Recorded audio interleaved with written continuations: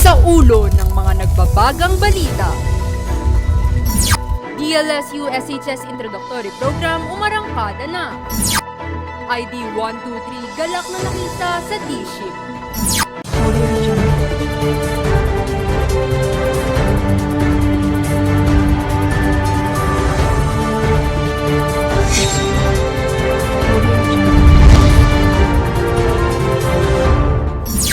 Masigabong pagbati mula sa pamantasang De La Salle. Ako si Samantha Evangelista para sa mga balitang tapat at totoo, Alisto Lasaliano.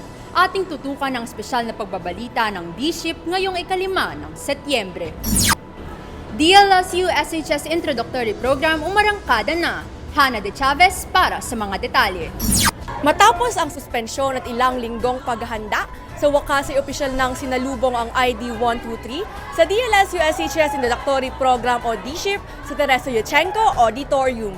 Ang D-Ship ay nahati sa 2 pangkat. Umaga para sa STEM at ADT strands at hapon para sa ABM, UMS at SPT strands. Ngayon, ating silipin ang saloobin ng ilang miyembro ng Student Organizing Committee at mahalagang kinatawan sa pamantasan. Hi, ako si Jewel Grace Reyes, ang Grade 12 ADT representative ng Student Council. So, Miss Jewel, ano naman ang pakiramdam na nagkaroon kayo ng pagkakataon na salubungin at pasayahin ang bagong batch ng mga students sa unang tapak nila rito sa campus? Sobrang sarap sa pakiramdam, lalo na pinaglaban talaga namin to para matuloy kasi alam din namin yung feeling na maging frosh tapos pupunta ka sa school ng walang alam at para sa amin, mas okay nang alam mong may makakasama kang madadamayan na kahit ate or kuya kaysa mag-isa ka. And ano naman ang mensahe mo sa ID 123 na haharap sa panibagong yugto ng kanilang buhay bilang mga Lasaliano? I-enjoy mo. Promise, i-enjoy mo kasi kahit anumang mangyari, magpe-fail ka man, magsasucceed ka man, either way, basta na-enjoy mo lahat ng ginagawa mo sa buhay, yun ang true success na makukuha natin in our school life. I'm Sir Abel from Student Discipline Formation Unit under ng Student Activities Office. Good morning po, Sir Abel. So, ano pong maaasahan ng ID 123 sa DLSU SHS sa pagpasok ng panibagong academic year at ano po ang maipapayo nyo sa kanila?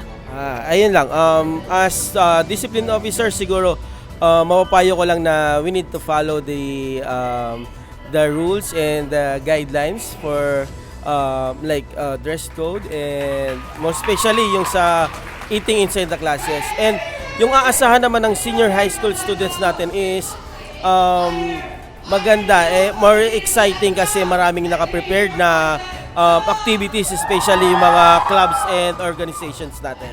I'm Miss Joey, Senior High School Faculty sa Humanities. So, good morning po, Miss Joey. Ano pong maipapayo nyo sa mga ID 123 na haharap sa panibagong yugto ng kanilang mga buhay dito sa DLSC? Ang lalim. Legit lang, enjoy lang talaga. Be in the moment.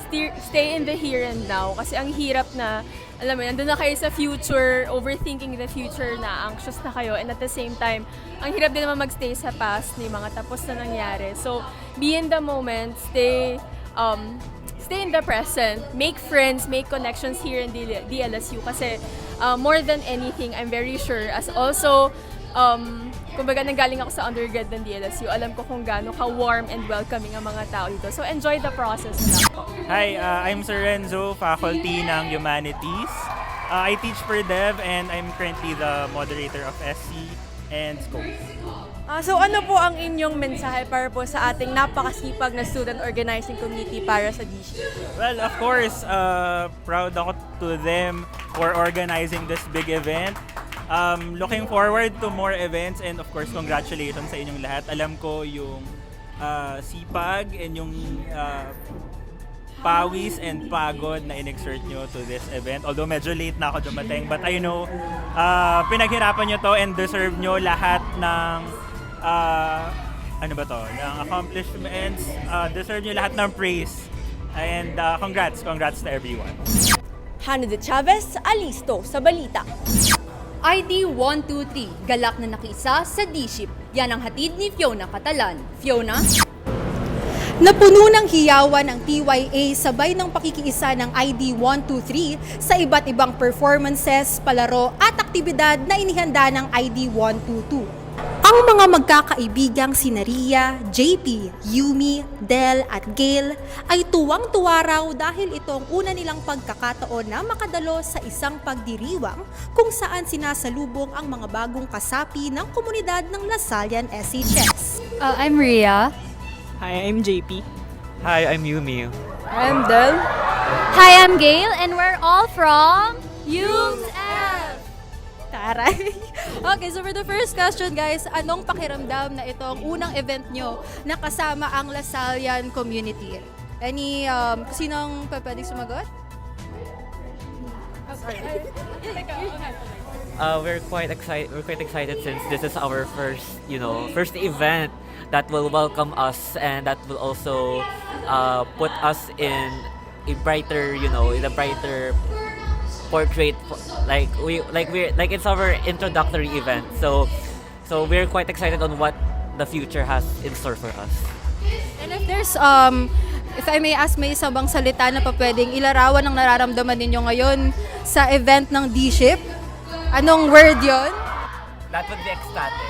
Ecstatic. Okay, so bakit ecstatic out of all words ang pa pwede nyo may describe sa nararamdaman nyo ngayon? Well, ayun nga. So, like Yumi said, sabik na sabik kami. And of course, with pagiging excited, we're also happy because we got to see our blockmates. And we're very close na kasi before pa the D-Ship. So, this made us really happy. This made us ecstatic. It's really ecstatic kasi it's like a new journey in our lives. Like all of us since nag-enter na kami ng senior high school. So all of us are new here, all of us are new to the university. And it's like a new journey na all of us can explore and have together. So. Hi, I'm Annika from STEM, and with me is... I'm Lauren. I'm from STEM also.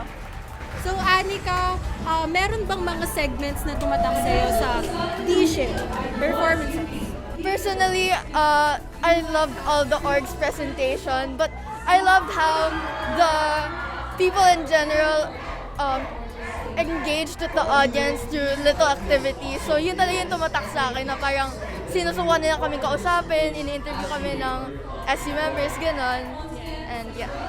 And how about you, Leah? Ano naman ang nararamdaman mo na this is the first event being with the Lasallian community? It's super exciting. Going here, I was really nervous. Like in the car, I was so jittery. But when I got here, everyone was so welcoming and nice. Parang I got calm and excited na for the start of the school year. Even if nagkaroon ng cancellation, di ba, there's still the excitement for the first event with the Lasallian community, right? Yeah, I mean, it makes sense naman that they cancel yesterday kasi sobrang lakas talaga yung ulan. But I'm really glad that they still continued the D-Ship. Ilan lamang iyan sa mga mukhang makikita dito sa TYA. Katulad nila, nagkaroon man ng kanselasyon sa nasabing pagdiriwang, hindi nito na ikansela ang pananabik ng ID 123 na makiisa sa selebrasyon ng D-Ship. Fiona Catalan para sa Alisto Lasalliano. At yan ang mga balitang aming hatid ngayong araw. Upang manatiling alerto, umaraw o bumagyo, antabayanan ang mga nagbabagang balita sa aming Facebook, Twitter, Instagram at YouTube account. Nagdadalumat ng katotohanan at kausayan, muli ako si Samantha Evangelista mula sa tahanan ng Agarang Serbisyo. Ito ang Alisto Lasalliano.